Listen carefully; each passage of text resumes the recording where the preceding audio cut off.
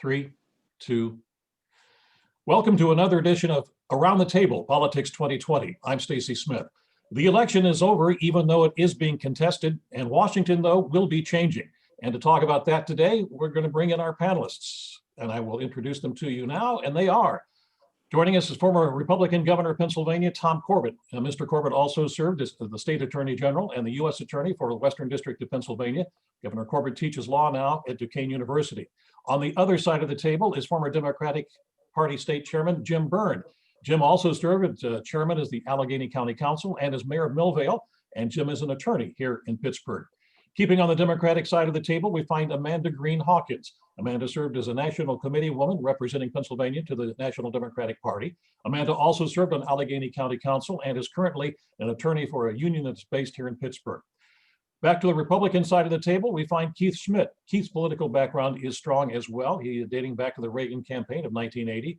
Keith was state director for former Pennsylvania Republican Senator Rick Santorum. He also served on Santorum's 2012 presidential campaign. Keith has his own consulting firm now here in Pittsburgh. And then we turn to our great philosopher of Around the Table, Joe Mistick. Joe's name is familiar in Democratic politics. Joe had several roles in the city government, including deputy mayor for the city of Pittsburgh, I should say. And Joe teaches law at Duquesne University, and you can read Joe's weekly column in the Trib. Now, thanks for all of you for joining us. First topic I want to get into, because it's headlining the news everywhere you go right now, and of course, that's the heightened spread of the virus. Some states already are taking action, starting to lock down in a degree, closing restaurants and bars. The state of Michigan is doing that. So my question to you is, first question is, what should Pennsylvania do? Governor, I'm going to start with you since you ran the government for a while. Well, I think they're in the process of doing that right now. I much prefer at the moment the state has allowed the counties to take a look at it on a county by county basis, because it differs from county to county. The northern part of the state is not nearly as infected as what we see down here in Allegheny County, or particularly over in Philadelphia. And they are putting advisory words out there, trying to convince people to voluntarily do this without having to use the heavy hand of saying, this is an order that's under our health code, you must follow this. However, if the people don't follow that, I think you will see that coming, and that will be sooner rather than later. We have the Thanksgiving holidays, and then the holidays around Christmas and Hanukkah and so forth, and New Year's, potential spreader events everywhere going on with that. And we can't afford to have that. So I think this is a time that the state is going to have to watch this very closely. And I prefer to see it on a state by state basis. Every state's been acting differently with it because they need to address what their needs are. I know there's talk about a national mandate. We can get into that later. But I think it's hard for a national mandate to be applied. For instance, California compared to Iowa or somewhere like that. All right, Governor, thank you. Jim Byrne, you have been critical of the way the current governor handled this in the spring. What are your thoughts now? I think what we're seeing is necessary. I had some reservations on the initial rollouts at the beginning of this pandemic. But as we get into the fall, no one could dispute what the modeling was telling us could happen once we got back into winter months. And what we're seeing now is exactly that. I do agree with the governor. I think this should be a county by county decision based on the issues indigenous to those areas in a very diverse commonwealth like ourselves. I also think that you need to go state by state, as the governor said, California v. Idaho or Iowa. They're separate conversations. I'm concerned that people, now that there's an announcement of an inevitable vaccine, are going to try to sprint to the finish line. Oh, I haven't taken all the precautions that people are telling me to take so far. So what are a couple more months going to change? Because I haven't complied the way many have. I mean, I'm speaking hypothetically as the mindset of some people. I worry that people who are thinking that way, Stacy, may cause this spiraling out of control situation that we're in currently to get even worse. I think what's going on right now is necessary. I support the decisions being made. I like the warning shot that Allegheny County fired yesterday. Look, this is an advisory. If this doesn't get under control by people taking it upon themselves to do the right thing, then we're going to have to issue some orders. And if that happens, I think it's unfortunate, but it will be necessary. All right, Jim, thank you. Amanda, your thoughts? Talking a lot about this like it's a political issue. We're actually political commentators here, but actually this is a health and a safety issue. And we have to look at the science. What is the science saying? What does the science tell us about prevention? What does the science tell us about these vaccines and these side effects? This is where the focus really has to be. And then I think decisions can then be made about whether this is a state-by-state strategy, whether this is a county-by-county strategy, or a block-by-block strategy. Let's look at what the science is telling us about spread and prevention, and then we can talk about strategies from there, because the ultimate goal, regardless of the strategy, is to save lives. That's our ultimate goal. All right. Joe Mystic, I'm going to change the topic a little bit to you right now, and that is if this continues, will there be a stimulus package? And if so, what should it look like from Congress? Well, we should have had a stimulus package already. We all have friends that operate small businesses, and they're suffering. One of the great losses in terms of our culture will be when these small businesses shut down. The places where we hang out with our friends, where we have coffee in the morning, where we grab a quick lunch with a pal. When that no longer exists, our lives will have changed forever. So this stimulus package is vitally important. Now, before we can even make that work, we need to come up with some national standards. This virus is like air pollution. It doesn't respect county boundaries. It does not respect state boundaries. So we need some national standards in order to control it. There was an interview with Scott Gottlieb, who was a former FDA commissioner not long ago. He said, we're in the 7th inning of the acute phase of this virus, but it's going to be a rough 3 innings as we try to get to the end of this. So we need some uniform standards.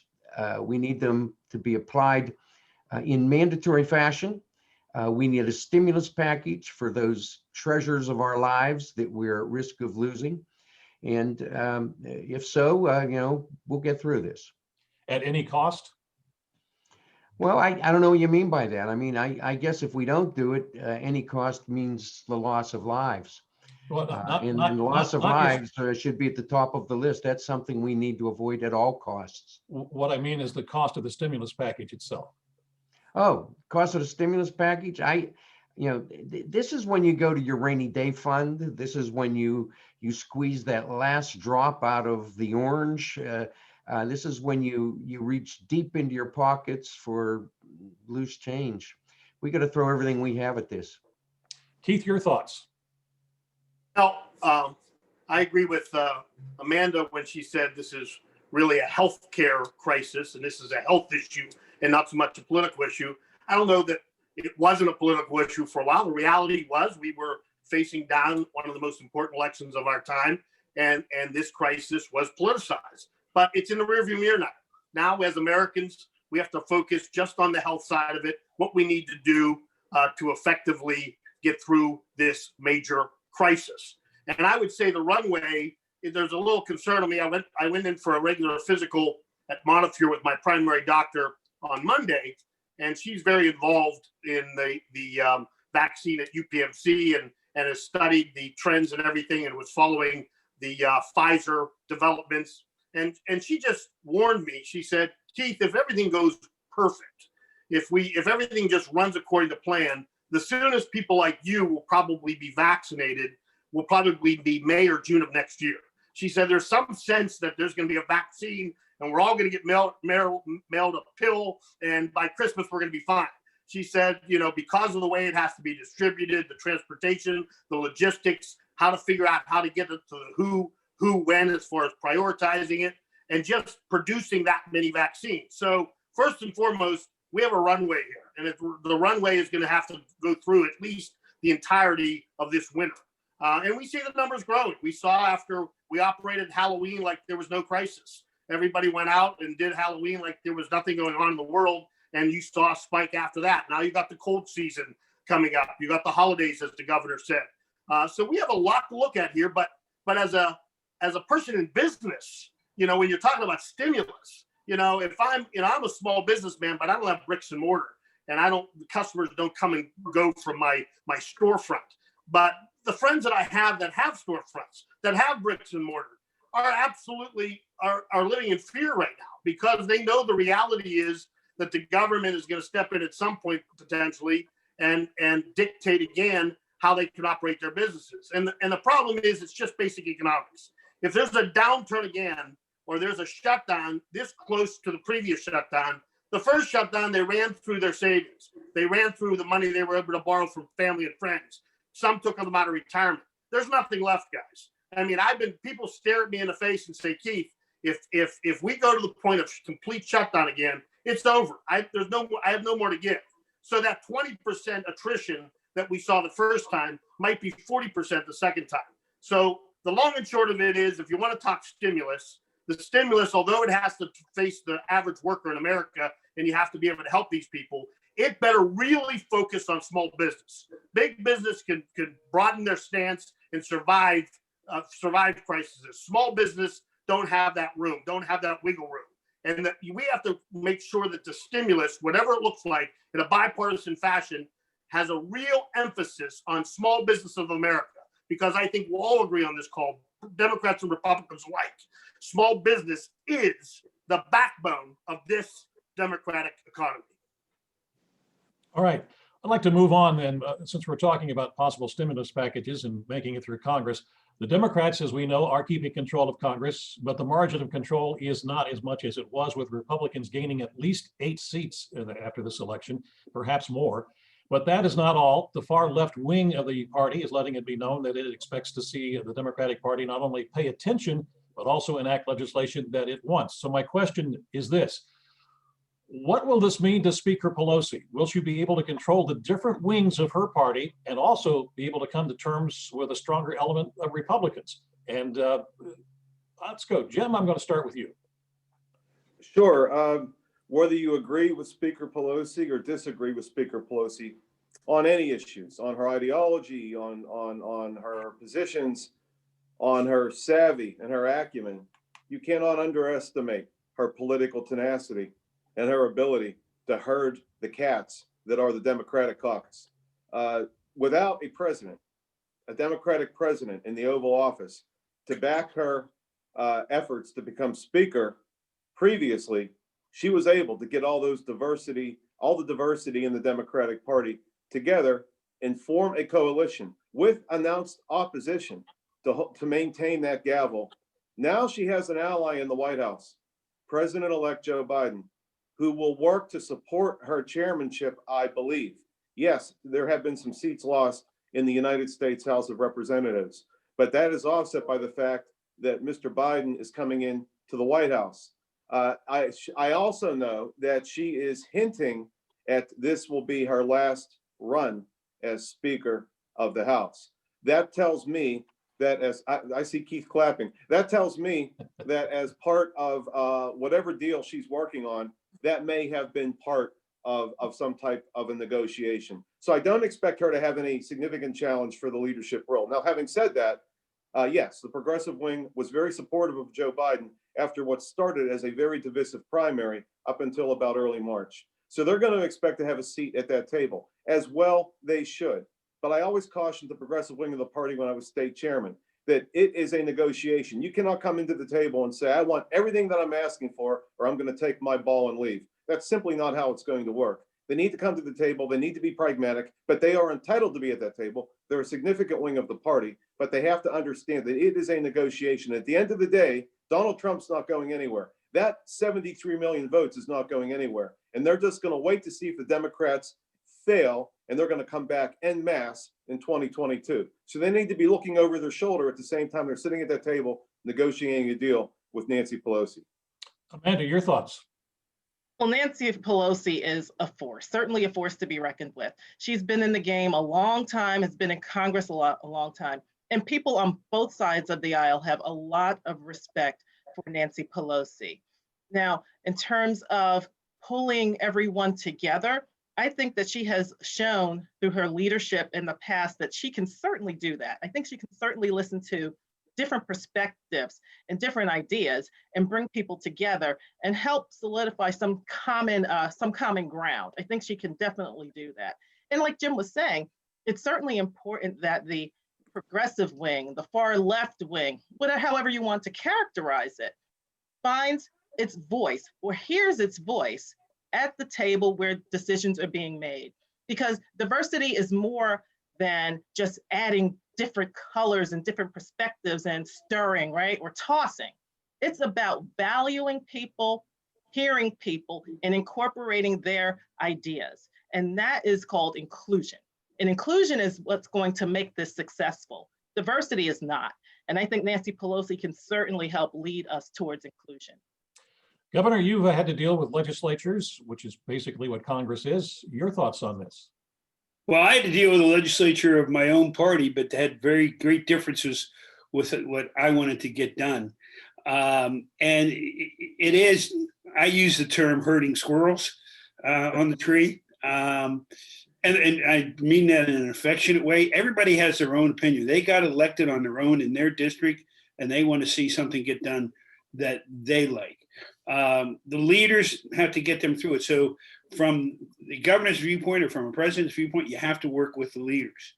I find it interesting, and I was wondering as Jim was talking, who's going to replace Nancy Pelosi if she steps down after this term? Who's in the wings that are going to be able to help meld on the Democratic side that party in the House to be able to get things done without going to their own civil war? Finally, I think a lot of it's also going to depend on what happens in Georgia in January as to whether he's going to be able to get anything done that he wants to get done and the progressives want to get done. If the Republicans retain control of the Senate, you're not going to see a whole lot of the very progressive attitudes or proposals being done. From a governor's standpoint, when you have both sides, I wish I would have gotten more done. We got a lot done. But sometimes you got to plan on it takes 8 years to get something done because it takes 2 or 4 years for people to get take the idea and consider it and say, well, now I see the wisdom of it. And I think it's probably harder to get things done as a governor when you have both sides on your side than it is if you had a split. If I would have had one House Democrat and one House Republican, might have been a little bit easier because you could have negotiated different things a little bit more. So I'll leave it there because I'll be getting myself in trouble. No, not you, never. Joe, your thoughts? Well, I think Will Rogers was right years ago. He said that I'm a member of no organized political party. I'm a Democrat. And I think that's still true. That's the beauty of being a Democrat. There's room in the boat for everybody from every walk of life, every political leaning. I think that the closeness of the Democratic margin is not a bad thing.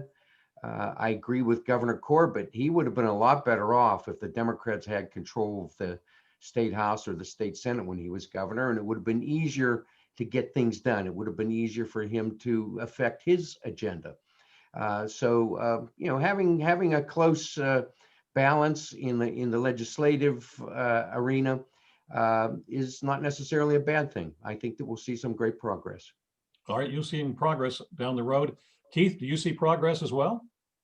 Well, first of all, I have to look it through the prism of the fact that I believe that the Republicans will maintain control of the upper chamber. And if they do control the United States Senate, those dynamics are going to come into play.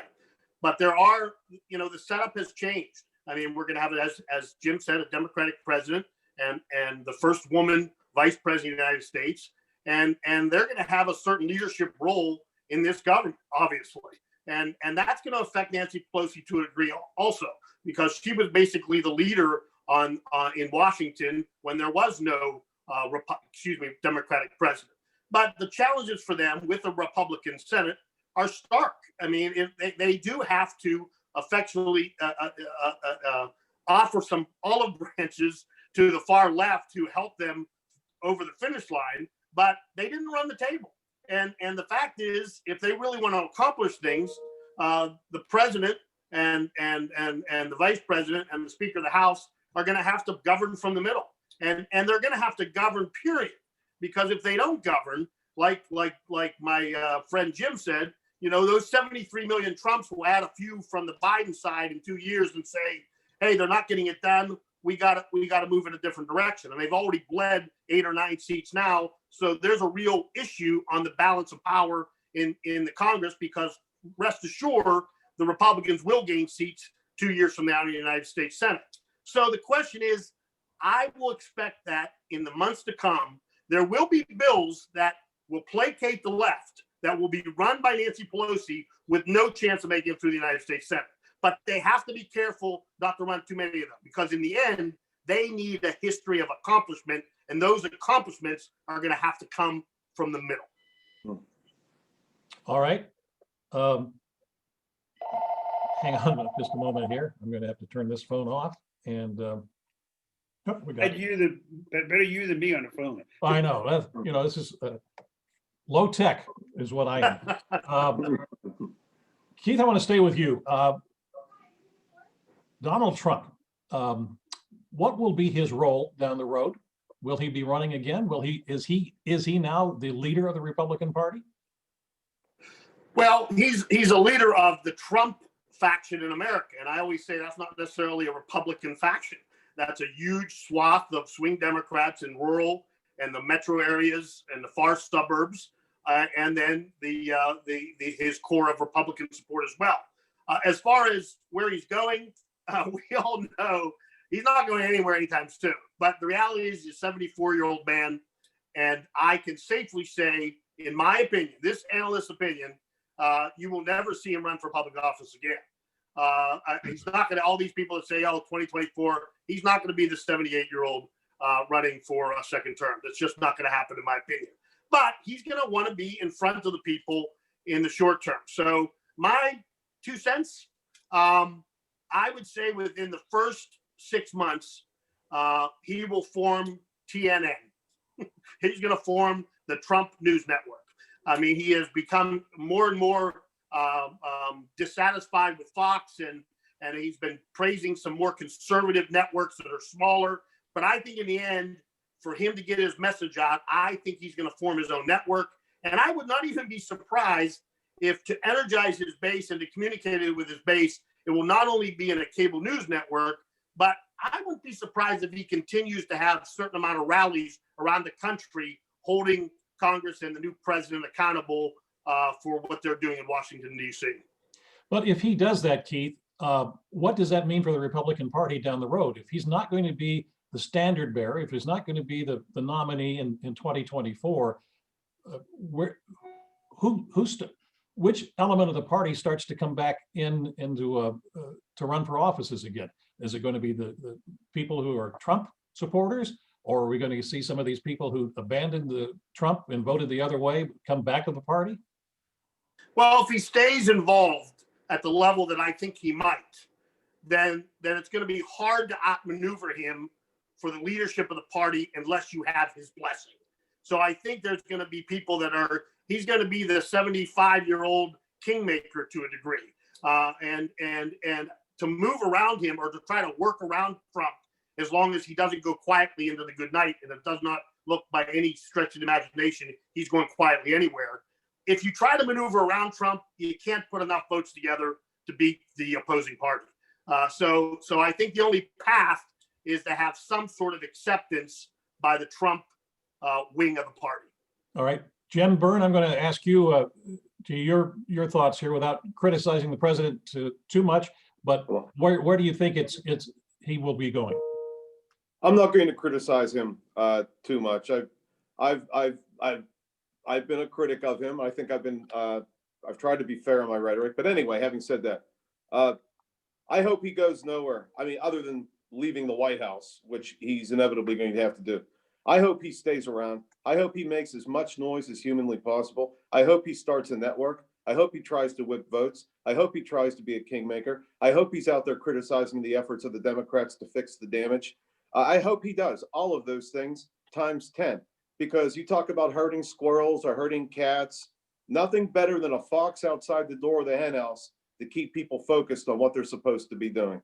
If the Democrats, and we talked about that a few sections back here, If the Democrats see him as a threat or see what he's doing, keeping those 73 million supporters engaged in what he says, or working with Republicans to find candidates, and they see him as a viable threat to the narrow margins that they have in the narrow window of time that they have to accomplish something, they'll focus on the agenda versus political infighting. So you need a guy like Donald Trump outside the door making noise to remind you of what's at stake and to focus on what's important and not these inter-party squabbles. So that's what I hope to see from Donald Trump in the next 2 years. Okay, thank you, Jim. Joe, your thoughts? I don't think his future is going to be dominated by any particular political belief.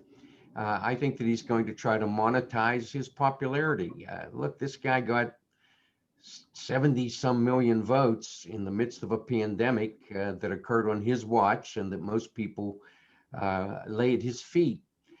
So he has incredible popularity. He monetized his presidency to some extent. Some of it was unavoidable because, you know, he's a wealthy man. He owns these resorts. He travels to them. You know, where's the Secret Service and the staff going to stay? But at his places. And I think that he'll try to monetize his popularity on the way out. And I agree with Keith. It may be a television network. He's very, very good at that. It's been good to him in the past, and I think that he will try to resurrect that. All right, great. Amanda, your thoughts?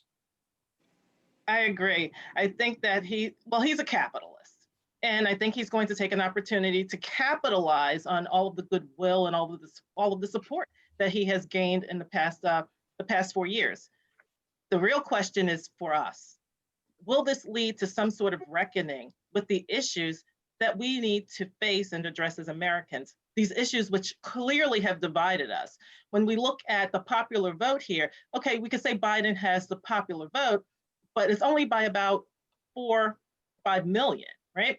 So it's not that far off. We are a deeply divided country. And if Donald Trump, on his way out or doing something else, can help us bring us closer together, because there has to be a healing, then I say we can get the good out of the bad, and I'm all for it. All right.